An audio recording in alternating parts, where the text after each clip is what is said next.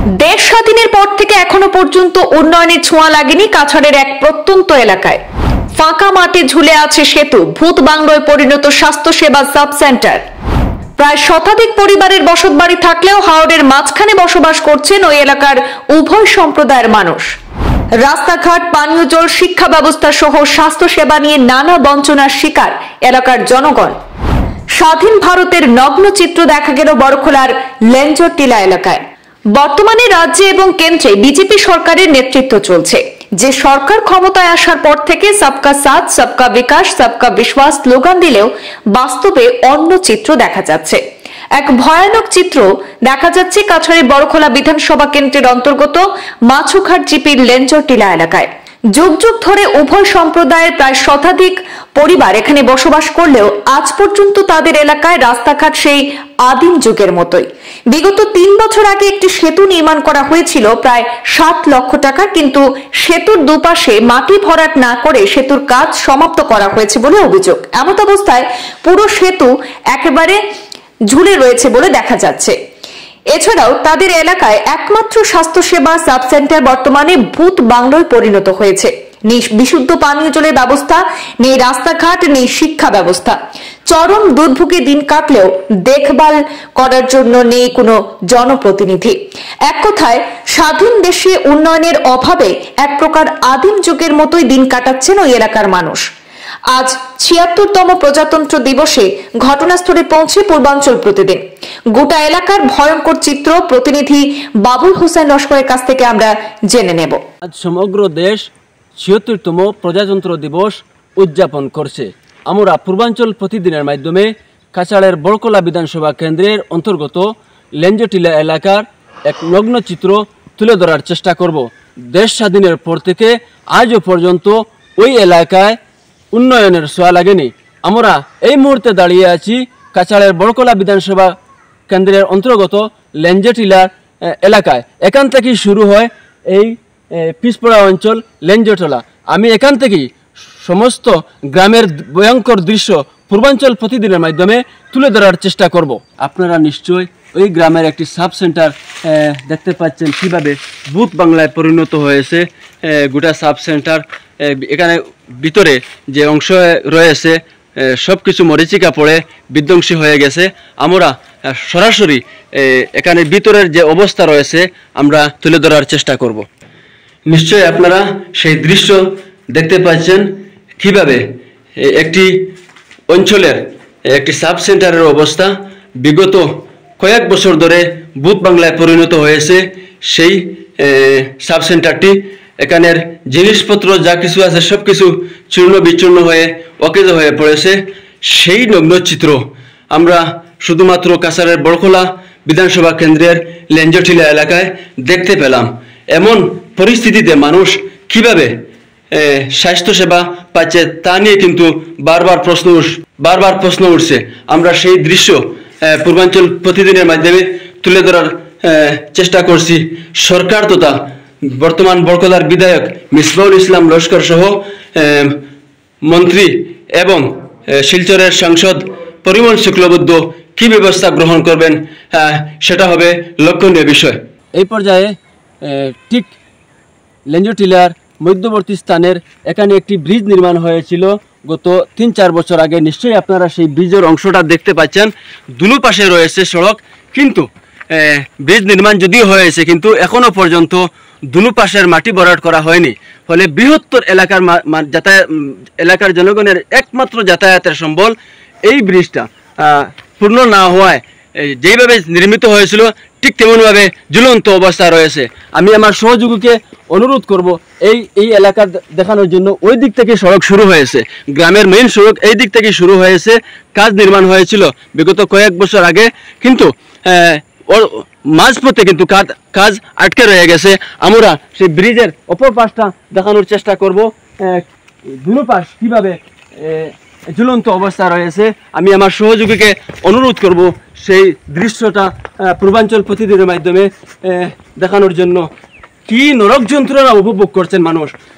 আমরা বলতে গেলে কেন্দ্রে এবং রাজ্যে বর্তমান শাসক দল বিজেপির সরকার রয়েছে, কিন্তু বর্তমানে এই চিত্র আমরা দেখলে মনে হয় না যে এরা স্বাধীন দেশে বসবাস করছে।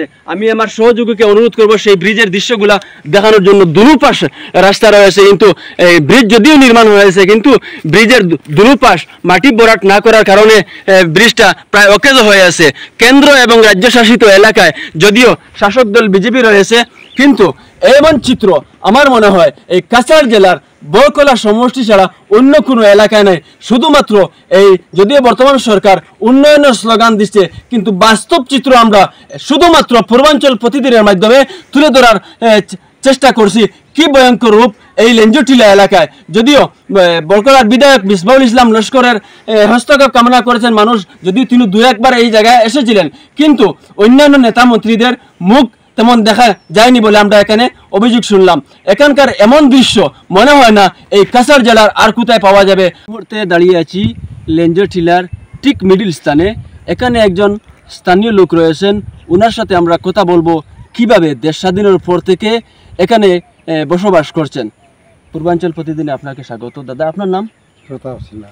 আপনারা যে এই এলাকায় কত পরিবার আছে গোটা লেঞ্জটিলা এলাকায়? লেঞ্জটিলা এলাকায় হয়তো 60-70 পরিবার।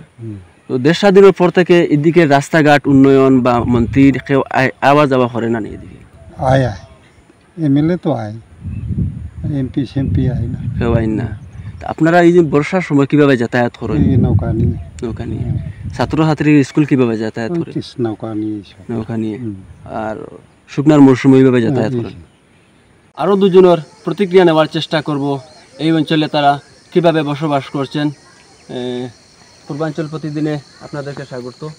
আপনার নাম? আমার নাম আজমল হোসেন। ওই এলাকা কত পরিবার মানুষ আছেন? এখানে 50 এগো পরিবার আছে। 50 এগো ঠিক আছে, কিন্তু এখানে তো অবস্থা খুব দুরবস্থা। মানে এখানে রাস্তার যেটা কাজ হয়, কাজটাও মানে ঠিকমতো কাজ হয় না। সম্পূর্ণ কাজ মানে মরণ 10% কাজ হয় না। এটা যারা উপর মহল আছেন তারা এটারে চিনমিন করিলে। বর্তমানে একটা ব্রিজ আছে, ব্রিজটাও সম্পূর্ণ হয়েছে না। 7 লাখ টাকা ব্রিজ আছে, আপনারা নিশ্চয়ই দেখছেন এটা। আর ব্রিজের নেক্সটে একটা রাস্তা আছে 12 লাখ টাকার রাস্তা, এটাও মানে হয়েছে না। এটা মানে কিছুটা কাজ করিয়া টাকাটা কেতা হয়েছে এটাও আমরা জানি না। এরপরে ওই যে রাস্তা, এই রাস্তা প্রায় এক সময় আসলো 18 লাখ টাকা প্রথম আসলো, কিছু মাটি ফেলে এটা শেষ হয়েছে। পরে আবার 50 লাখ টাকা একটা স্কিম আসলো। মানে এই স্কিমটাও মানে পুরো কাজ হয়েছে না। যদি এই টাকা কাজ হইতো, মনে করেন 10 লাখ টাকার কাজ যদি হইতো, তাইলে এটা রাস্তা পুরো কমপ্লিট হয়ে গেল না। কিন্তু তারা এটা কাজ করে না, ওই নমন দুরবস্থা। প্লাস এখানে একটা হসপিটাল আছে, প্রাইভেট সাব সেন্টার, এটার খুব দুরবস্থা। এটার কোনো মেনটেন্স, এটার উপরমলা কোনো গাইডও করে না, এটা অটোমেটিক ড্যামেজ হয়ে যায়, ওই নমুনার অবস্থা হচ্ছে। প্লাস আমরা এটা ফ্লাড এফেক্টেড হয়ে যায়, মানে বর্ষার সিজনও খুব মানে আমরা দুরবস্থা হয় মানে যাওয়া হওয়ার লাগে। প্লাস আমরা বাচ্চারা আছে এখান থেকে স্কুল যায়।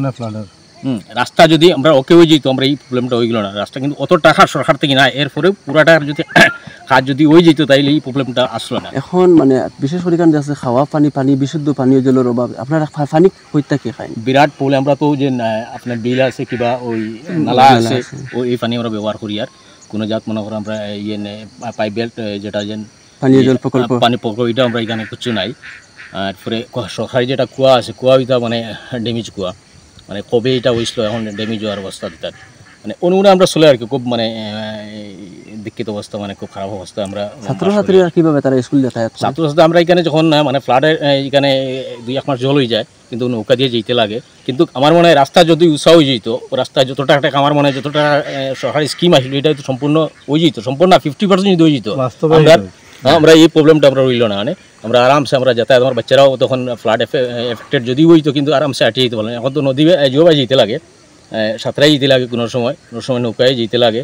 আপনার এখানে পঞ্চায়েত প্রতিনিধি? পঞ্চায়েত আমরা পদ্মনী সিনহা, এখন তো আমার তো ঠিক আছে, পঞ্চায়েত নাই, পদ্মনী সিনহা। এখানে আরেকটা জিনিস আমরা জানতে পারলাম, এই যে রাস্তার কাজ আমরা যেটা দেখি আর বর্তমানে মাটি ভরাট করা হয়েছে, এটা বলে গ্রামের মানুষের নিজের পকেট থেকে আমরা এটা নিজস্ব কালেকশন করিয়া আমরা কিছু টাকা মানে এখন আমরা চলতে লাগবো, তো খাদা হয়ে যায়, বৃষ্টি দিলে ওই যেটা যায়, বৃষ্টি দিলে জলে যায়, কিন্তু তাও পুরা করতে পারছি না, কিছু জায়গায় রয়ে গেছে।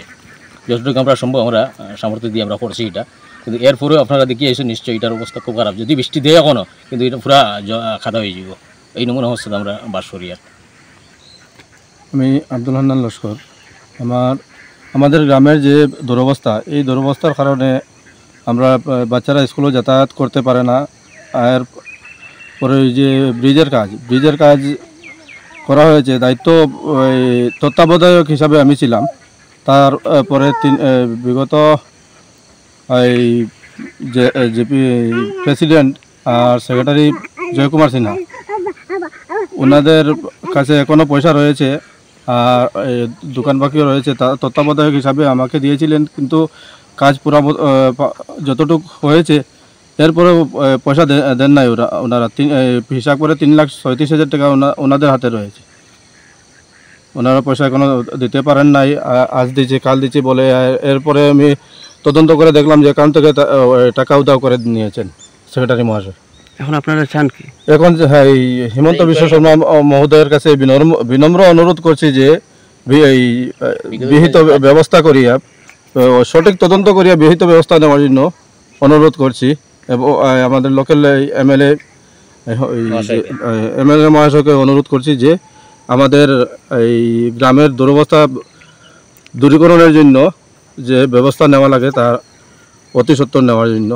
কেমন কষ্ট হয় আপনার এদিকে যান? তো কষ্টের অনুসীমা নাই তো, এবার দেওয়ার নিয়ে খালি হাঁটো জানালে তো কিন্তু হাঁটতে ফিরতে খুব কষ্ট।